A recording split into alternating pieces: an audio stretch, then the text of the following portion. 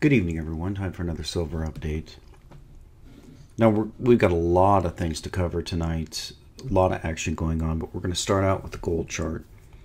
You all know that the Swiss gold referendum failed quite dramatically with a 78% no vote. Now, we had the gold market open up after that vote, and you can see that we had a gap down. Some of these gaps are going to be very interesting we're going to be looking at here. But we're on the 1 minute chart here provided by netdania.com. You could click on the link below.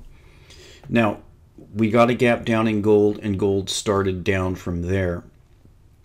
Silver was actually just staying the same, not really doing anything. And then we had a dramatic sell-off. Now, the reason why this sell-off, and let me, while I pull up this chart, go ahead and eat some crow here, because I said there was about a 90% chance that the bottom was in. Well, I was wrong. So let me admit that right off the bat.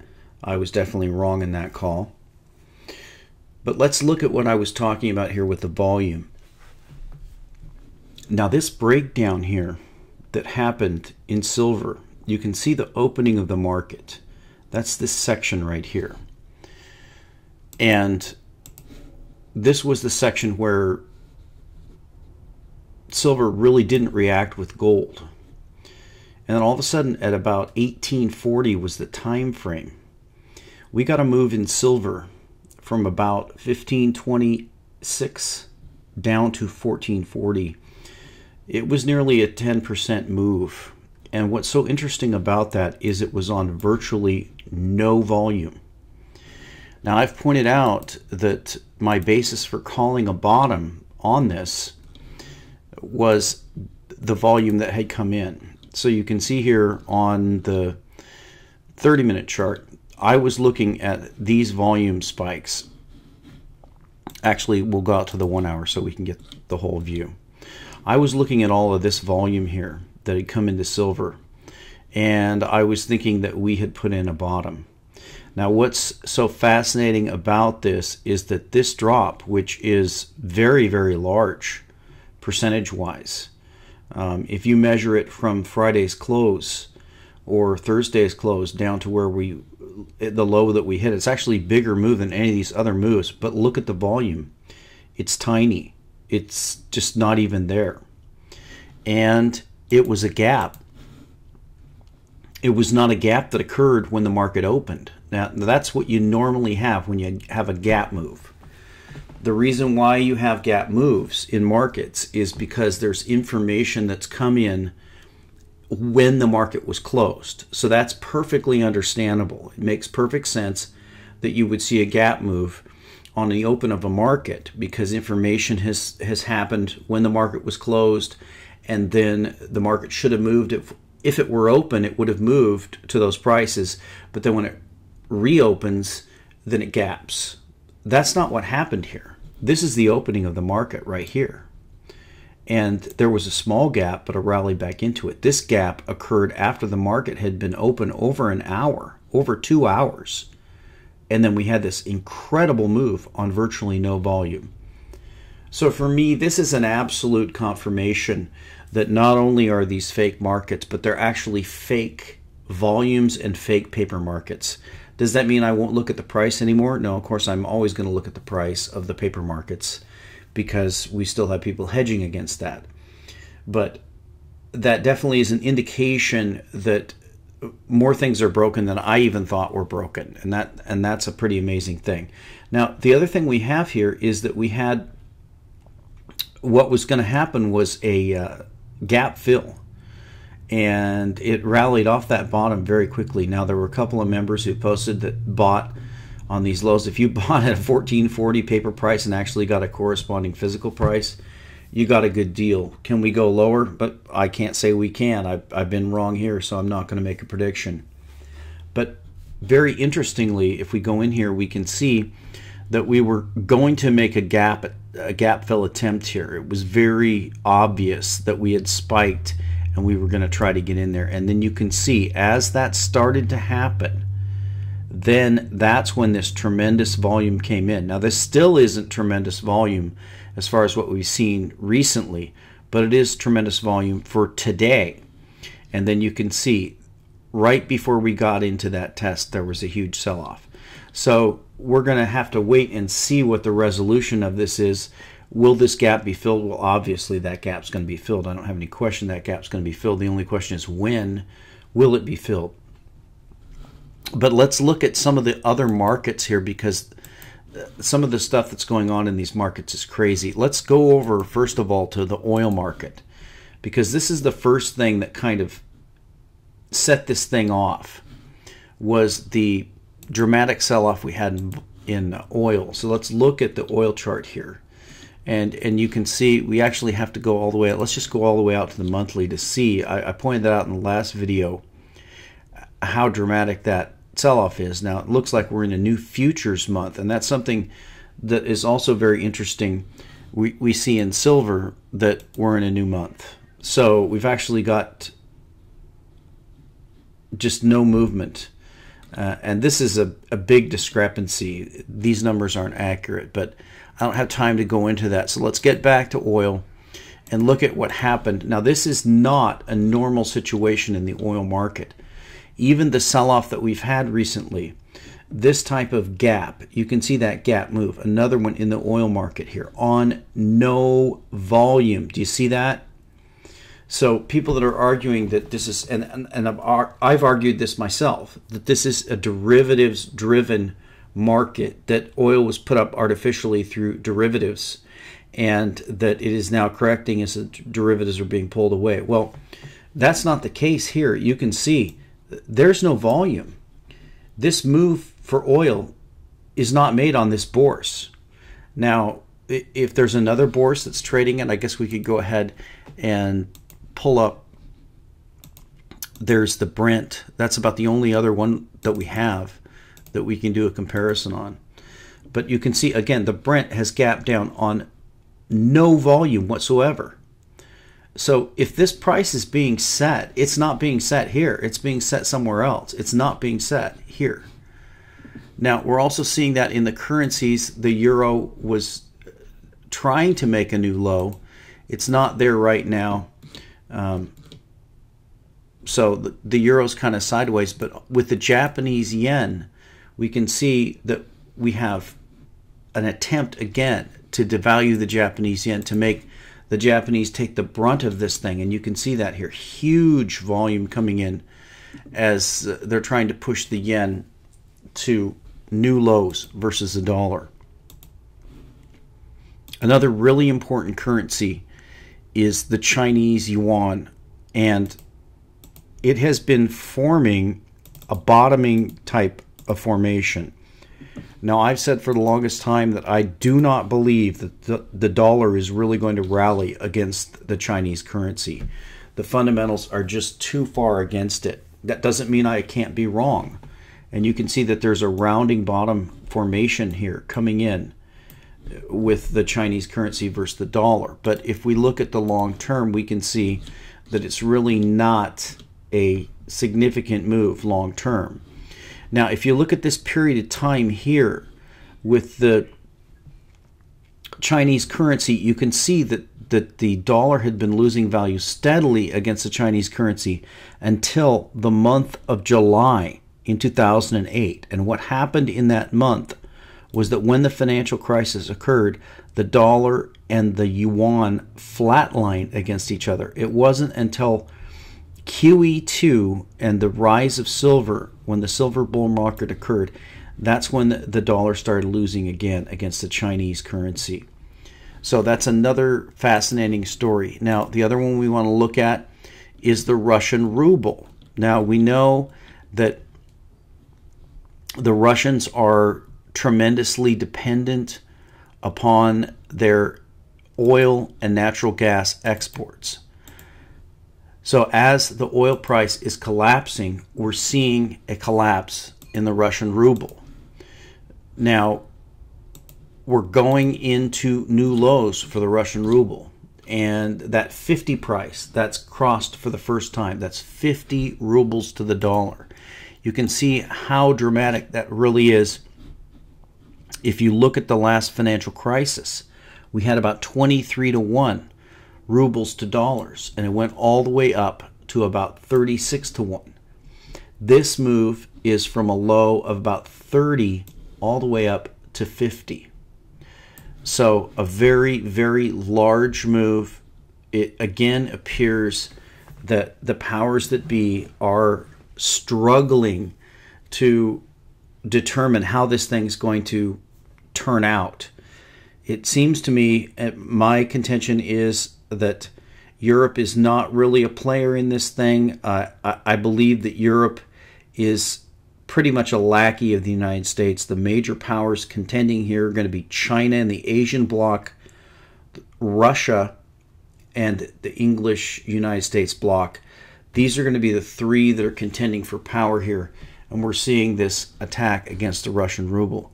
Now, I wanted to look at the gold-silver ratio, because with silver taking this tremendous plunge, touching that 1440 price, we're talking about a gold-silver ratio that is just simply off the chart. So we'll go and look at the Kitco one to start with here, and we'll do a refresh on this. This is the live gold-silver ratio.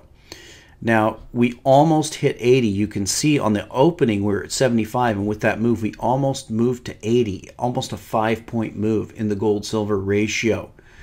And to give you a long-term perspective of the gold-silver ratio, this is the gold-silver ratio over a very, very long time period. And you can see it's actually such a long time period that it's hard to even put it into perspective. But the thing that's really important is that you can see that for the longest time, the gold-silver ratio held steadily at about 15-to-1. That's a little bit higher than the ratio that it comes out of the ground at, but you have to remember that during periods of the Spanish exploration, Inquisition, whatever you want to call it, and of course the Western expansion in the American government and discoveries in Nevada, etc., that there was a lot of silver that came online from the West. And that had a skewing effect on the gold-silver ratio. Now, we know that Eric Sprott has told us that the gold-silver ratio coming out of the ground now is closer to 10-to-1, and the buying is even over 1-to-1. But we know that we're at about 80 now. And you can see, if you look at this long-term chart, that we really don't have any precedent for that except for extreme situations. You can see that this ratio point right here where we approached 100, that's World War II. Now this point where we're at 90 or so, that's going to be the first stock market collapse and then readjustment of interest rates with Volcker raising rates up to 20%, and then the subsequent crash of the gold market and the silver market. The next spike we see here, that's going to be the dot-com bubble and stock bubble and subsequent crash. And then the next spike is the financial crisis. So we are back up here. We are back up at a crisis that is the only larger crisis than the one that we have right now is World War II and the financial crisis in 1980 when Paul Volcker came online. So something big is happening. I'm not really upset that I don't have a lot of dry powder right now. If prices stabilize, I'll probably pick up some more silver, but be that as may, whoever has money right now and can stack silver, you're probably in a good position to do that.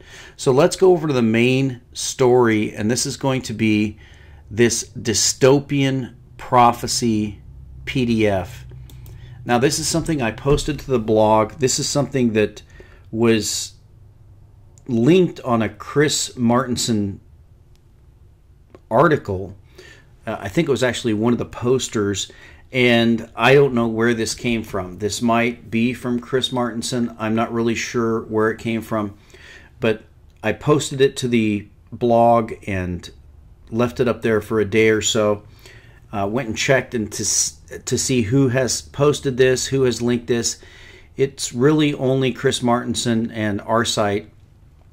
So I really don't know where this came from, but I'm going to go ahead and try to dissect this and discern what the meaning of this is. It seems to me that there's definitely something here. It might just be someone inside the gold silver community just giving their speculations, but there's some things in here I think you'll see when we examine this that indicate that there's something more here than just a gold silver bug giving their, let's say, fantasy of what might occur. So let's dig into this and see what this is about. We start with a quote from Thomas Jefferson. "I believe that banking institutions are more dangerous to our liberties than standing armies.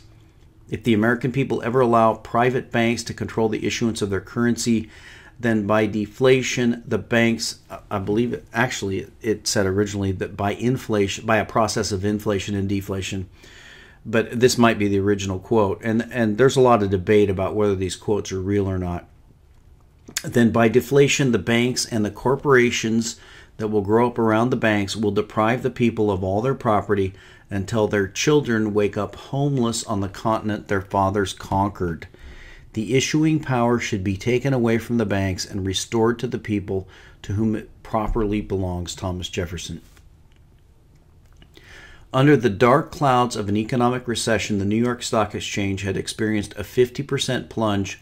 Bank runs and bankruptcies ignited and spread quickly as with a wildfire. A severe lack of market liquidity would propagate a wave of destruction and devastation, perhaps purging the system for a better day. This was the panic of 1907. Now, by the way, if you want to see an insider view of the panic of 1907, you can read Reminiscences of a Stock Operator. I've linked that before on the member site. And Jesse Livermore was alive at that time. He describes what happened. At the time, the United States had no central bank, a lingering sign of distrust and lessons learned from the past, perhaps sent from the ghosts of its founding fathers. The only way out of the misery was with the help from a certain wealthy financier, John Pierpont Morgan. Not only had lessons not been learned from the past, but the seeds of subversion had unfortunately been sown.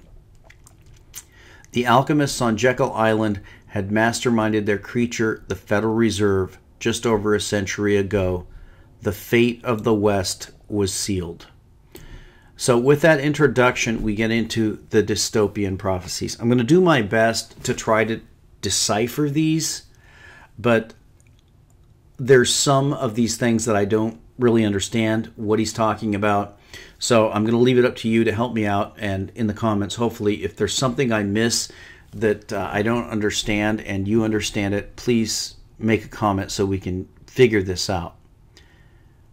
The streets of old allies and foes will be the first to gush, bisected twice, nonetheless, rippling across the pond, withering big bourse alike, whilst bots short longer, all beneath the watchful eye of a moon's loop. So there's a few things that stand out here. First of all, we know old allies and foes. That would appear to be Europe and Russia, or Europe and Japan, and the United States and England. Bisected twice. That's maybe cut in half twice, down 75%. Rippling across the pond.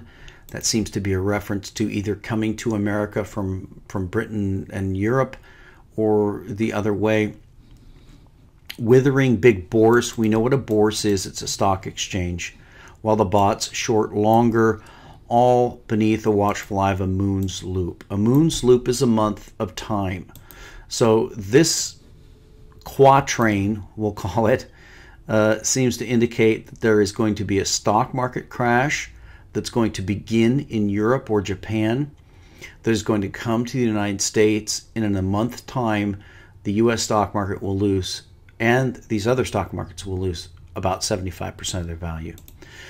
resonating westward across Magellan's Asian gateway into an inevitable financial tsunami. The sun's rise will wreak havoc.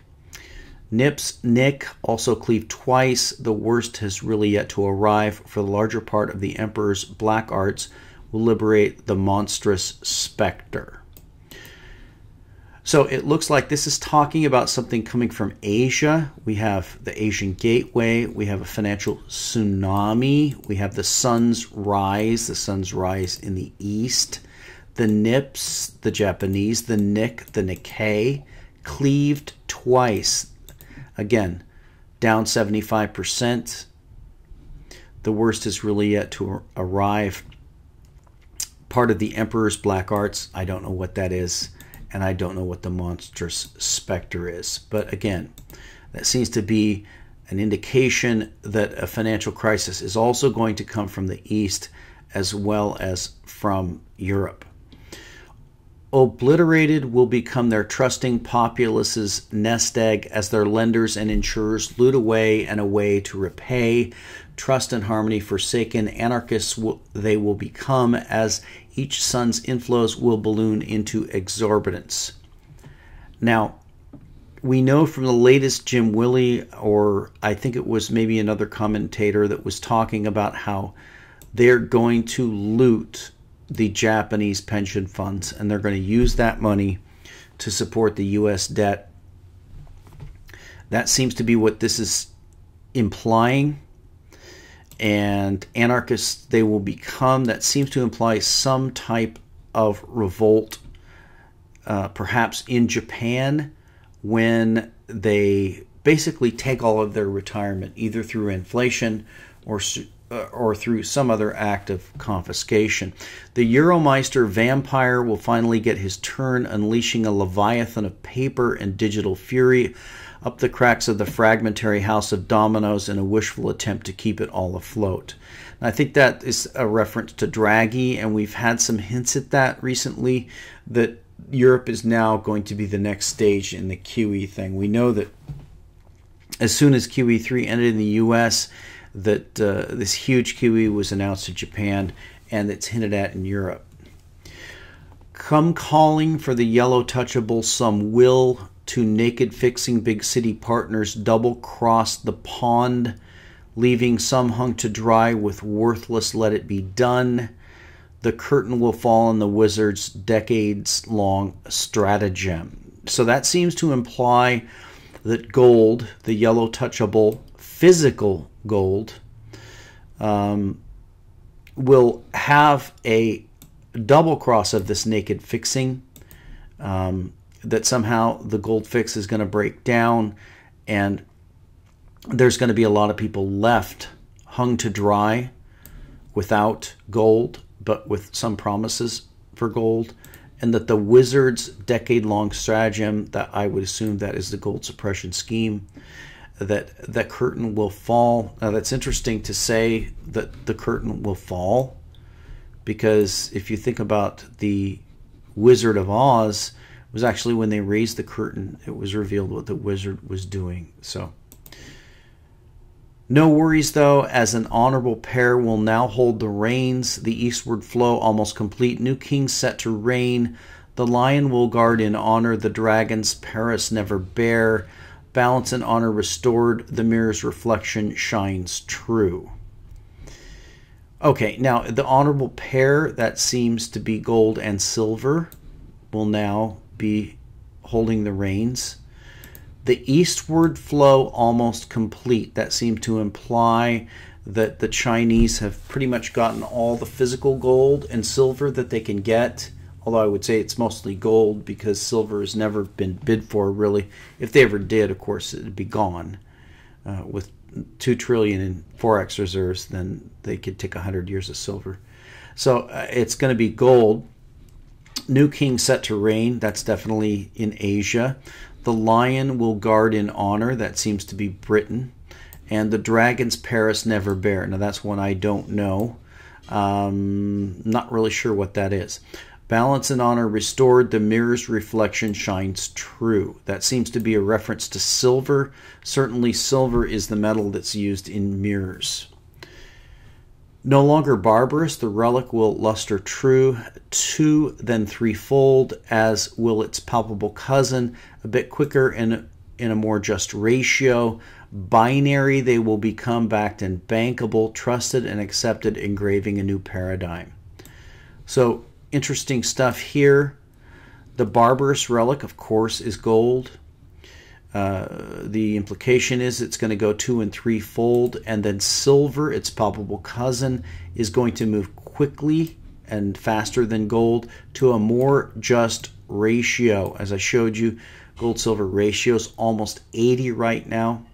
So obviously that means silver is going to move faster than gold. Binary, they will become, that seems to indicate a emerging bimetallic system where they're both money backed and bankable, trusted and accepted, engraving a new paradigm, indicates that there may become a gold-silver backed currency. No longer treasured, nightly collateral is damaged beyond repair, benchmark yielded for destruction, abandoned en masse in flare, disposed before it's too late. Will there be anyone left to take? A tried and true touchstone set to emerge in its place. So, no longer treasured, that seems to be an allusion to treasuries. Nightly collateral, we know what that is. That's how they balance their books at the banks and the central banks. We saw that in 2008. We saw the breakdown of the nightly collateral where banks didn't trust each other. They couldn't set their rates. They couldn't set their books. Benchmark yielded for destruction, abandoned en masse. Again, that seems to be the interest rate structure falling apart. Dispose before it's too late. Dump your treasuries. Is there anyone left to buy them? No, because gold and silver are going to emerge. Having been deprived of its golden foundation, layer by layer, the green pyramid will crumble, endlessly increasing misery on its faithful serfs, and all under the powerlessness of the watchful, all-seeing eye. So that's clearly a reference to the dollar. There's the green pyramid. It has a golden foundation, but that's really just a myth. It's never been audited in the last 50 years. So it's just an assumption that there's gold there, and the indication is there isn't any gold there. This green pyramid will crumble, and the all-seeing eye of the dollar will become powerless. Abandoned, unwanted, and without backbone or bite, the turtle army will finally find its footing in true north, rapidly swimming across the cold and lonely pond, only to be unwelcomely despised, dreaded, and loathed. So the turtle, this is the dollar and America, the turtle army, that must be the dollar army, and it looks like they're going to go back to their controllers, their leaders that came out of Europe, maybe Britain, and they will be unwelcome. They will not be welcome there. A lost grasp on debt rate levers will derive fury on the too big to fails. The mighty Frankenfort's twins will be the first overboard into the abyss, chained at the ankles. 3 colossal cousins will also be yanked down. Spared the evil squid will maul away, becoming more monstrous than ever.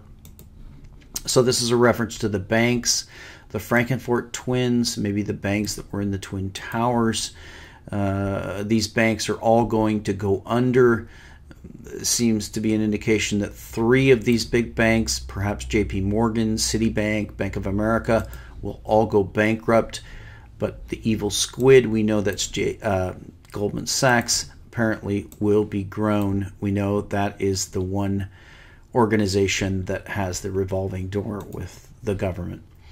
With spells and potions evaporated, concoct they can no more. The alchemists will nonetheless howl as wolves, but all in utter vain. The gray lady with the tan will draw into her sacoche and laughingly come to the rescues of her central cronies.